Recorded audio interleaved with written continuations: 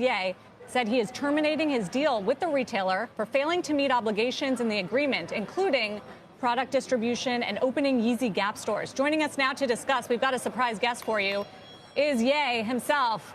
It's good to see you. Thank you for joining us. Absolutely. Thank you for having me.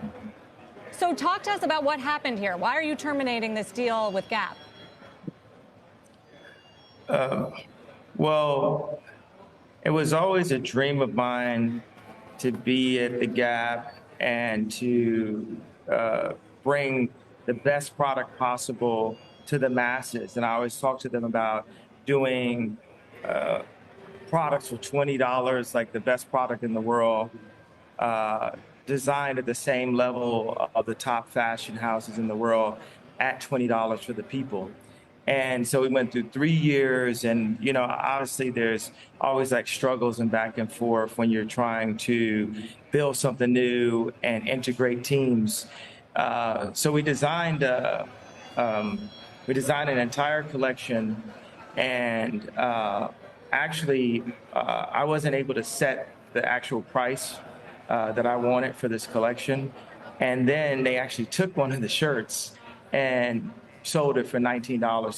So didn't price my stuff. Priced my stuff at like $200 and above their whole price point normally, and then did the exact shirt for $20. Also, they did pop-ups, and I signed on with them because they had in the contract they said they were going to do stores, and they just ignored us about building stores constantly, and it was very frustrating. It was very disheartening. There were a lot of things, colorways that I didn't approve. There's a lot of places that the product went to, certain sites where it was like they were just dog and pony and the idea around town. And sometimes I would talk to the guys, the heads up, the leaders, and it would just be like I was on mute or something.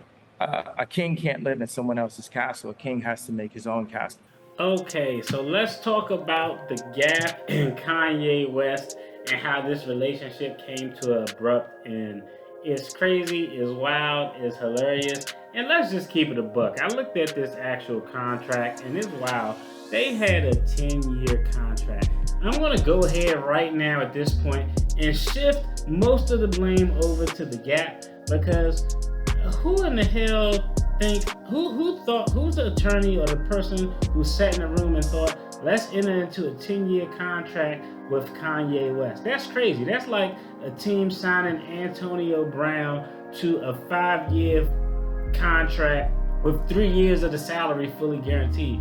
Those aren't the type of people you enter into these long-ass contracts. I would generally say you don't want to enter into most contracts for 10 years for anything. 10 years is too long for any damn thing, personally. But Gap enter into a contract with Yeezy for 10 years. Come on now. Shame on y'all. Y'all should have set that contract for 2 years, maybe with an option to pick up a third and fourth year. You got to start out in small increments. Well, now that relationship is over. Let's rap about it. Let's talk about the money behind it. Let's get it.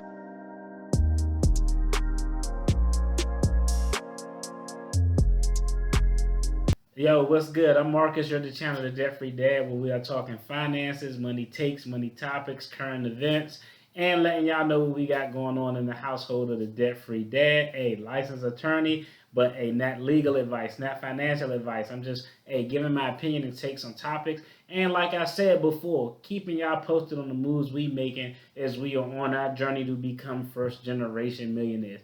Now, let's talk about it. Kanye West and the Gap entered into a lucrative deal in 2020. This deal essentially helped push Kanye into the billionaire stratosphere. Kanye is worth more than Jay-Z, and the deal with Adidas, the deal with Gap, were a lot of things that kind of pushed him over the top. Well, this relationship has came to an abrupt halt. We're going to take a look. Let's see what Yeezy talking about. But in short, it says that, Yeezy asserting that there was a breach of contract and things didn't get done. Now, just here's the brief legal lesson for the day. When you're talking about contracts, in order for a contract to be null and void, it has to be what's called a material breach. So the example I always use is, let's say I hired you to paint my fence red. You go to the store, you go to Lowe's for day one, day two. They don't have red. All they have is burgundy. and you put the fence up. The fence looked perfect. I wanted you to install this fence and paint it red. You installed it. It looks perfect, but you can't find red, so you painted burgundy. I go to the court and I'm saying, hey, I'm suing you for breach of contract. I wanted you to build a fence, and I wanted you to make that fence red. You painted burgundy, so I'm not paying you. The court is going to look and say, look, was there substantial performance? Yes, there was substantial performance. He built the fence, although he didn't paint it exactly how he wanted. So they have to look to see if the party had a substantial performance, if the breach was a material breach. If it was a breach that was so fundamentally to the basis of the contract, then you can void the entire contract. I hire you to put up a fence and paint it red. If you never put up the damn fence, or I hire you to put up a wooden fence and you put up a plastic fence, that's probably a material breach because I didn't want no damn plastic fence. So that's something that the courts would look at in the case of a breach of contract. Was the breach, was whatever Kanye West saying the Gap didn't do, is it a material breach, or was there substantial performance on the Gap's part? Kanye West said he didn't have input on prices. There was supposed to be stores that have opened up that would solely sell Kanye West Yeezy apparel, his Yeezy line, all them dark ass gray and black hoodies. Well, that was it. I thought the funniest part of this entire story was not the stupidity of the Gap for entering into this long ass contract with Kanye West, not Kanye West for saying that there was a substantial breach or material breach, because potentially if the agreement had terms in it to open up a certain amount of stores that only sold this and it didn't get done within the time frame, that could potentially be material. It sounds potentially substantial enough to qualify as a material breach. I think the funniest thing that we got to take away from this story is that Kanye West finally conceded that Sway had all the answers. I don't know if y'all remember back in 2013, Kanye was on Sway in the Morning. He was talking about how hey, you know what? I got a team with Adidas. And Sway looked him in his eyes and said, why don't you just take a step back, slow down, and distribute it yourself? And we all know Kanye's reaction. Yeezy brand directly to consumers, something he argued about with radio host Sway back in 2013. Or why don't you empower yourself and don't need them and do it yourself? How, Sway? Take a few steps back to go. You ain't got the answers, man. So Sway, almost 10 years ago, said, man, why don't you do it on your own? Was he right? You know what? I will go ahead and say Sway had the answer. I know people are gonna be like, no.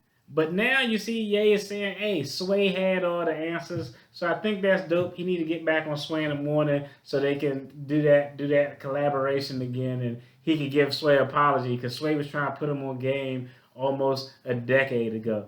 That's it in the update. Y'all let me know what y'all think. Did y'all see this ending of this relationship coming so fast? Not even 2 years after the contract was entered into, is already ended. Y'all let me know. I mean, literally, we were just 2 or 3 weeks removed from Kanye West selling this shit in trash bags in the Gap. Now the relationship is finito. As always, y'all take care. Have a good one. I love y'all. Enjoy y'all Sunday. Peace.